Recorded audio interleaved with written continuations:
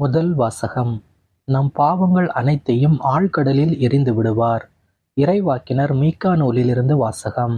7ஆம் அதிகாரம் 14 முதல் 15 மற்றும் 18 முதல் 20 முடிய உள்ள இறை வார்த்தைகள். ஆண்டவரே, உமது உரிமை சொத்தாயிருக்கும் மந்தையாகிய உம்முடைய மக்களை உமது கோலினால் மேய்த்தருளும். அவர்கள் கர்மேலின் நடுவே காட்டில் தனித்து வாழ்கின்றார்களே. முற்காலத்தில் நடந்தது போல அவர்கள் பாசானிலும் கிளையாதிலும் மேயட்டும். எகிப்து நாட்டிலிருந்து நீங்கள் புறப்பட்டு வந்த நாளில் நடந்தது போல நான் அவர்களுக்கு வியத்தகு செயல்களை காண்பிப்பேன். உமக்கு நிகரான இறைவன் யார்? எஞ்சியிருப்போரின் குற்றத்தை பொறுத்து நீர் உமது உரிமை சொத்தில் எஞ்சியிருப்போரின் தீச்செயலை மன்னிக்கின்றீர். உமக்கு நிகரானவர் யார்? அவர் தம் சினத்தில் என்றென்றும் நிலைத்திரார். ஏனெனில் அவர் பேரன்பு கூர்வதில் விருப்பமுடையவர். அவர் நம்மீது இரக்கம் காட்டுவார். நம் தீச்செயல்களை மிதித்து போடுவார். நம் பாவங்கள் அனைத்தையும் ஆழ்கடலில் எறிந்து விடுவார்.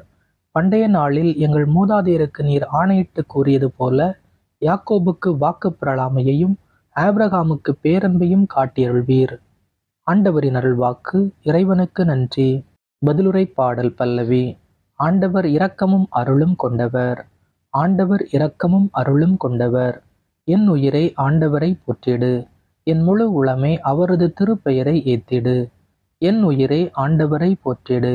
அவருடைய கனிவான செயல்கள் அனைத்தையும் மறவாதே. பல்லவி. ஆண்டவர் இரக்கமும் அருளும் கொண்டவர். அவர் உன் குற்றங்களையெல்லாம் மன்னிக்கின்றார். உன் நோய்களையெல்லாம் குணமாக்குகின்றார். அவர் உன் உயிரை படுகுழியினின்று மீட்கின்றார்.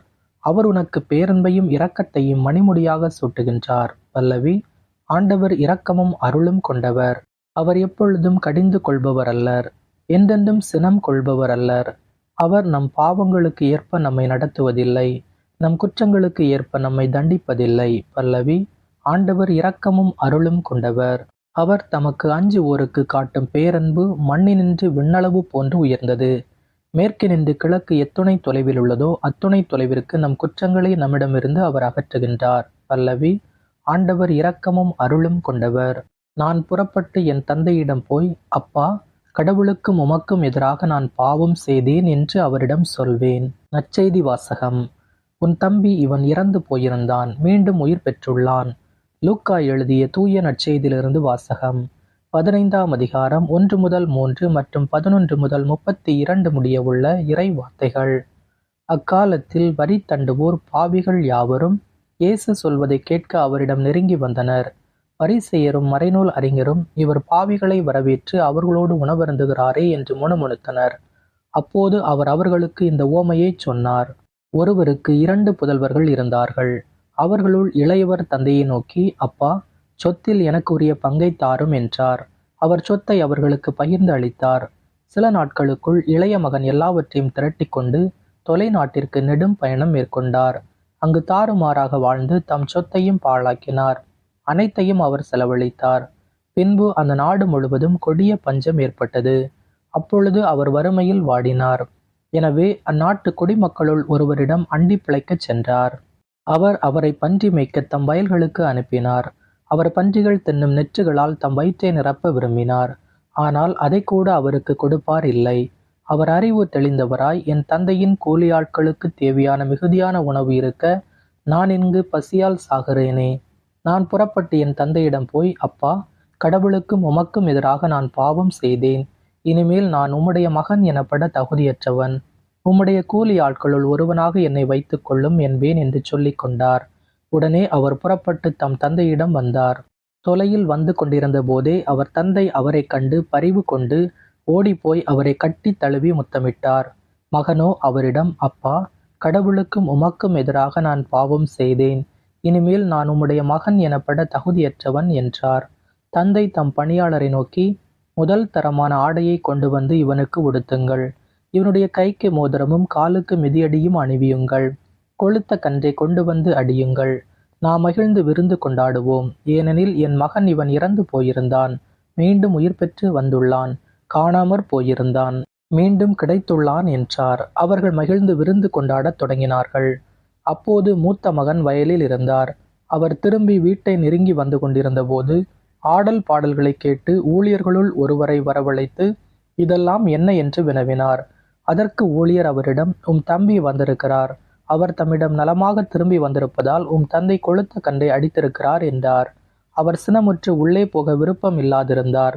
உடனே அவருடைய தந்தை வெளியே வந்து அவரை உள்ளே வருமாறு கெஞ்சி கேட்டார்.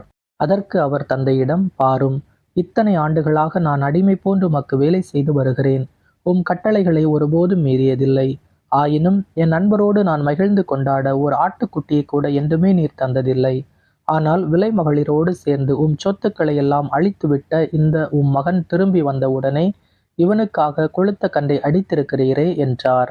அதற்கு தந்தை, மகனே, நீ எப்போதும் என்னுடன் இருக்கிறாய். என்னுடையதெல்லாம் உன்னுடையதே. இப்போது நாம் மகிழ்ந்து கொண்டாடி இன்புற வேண்டும்.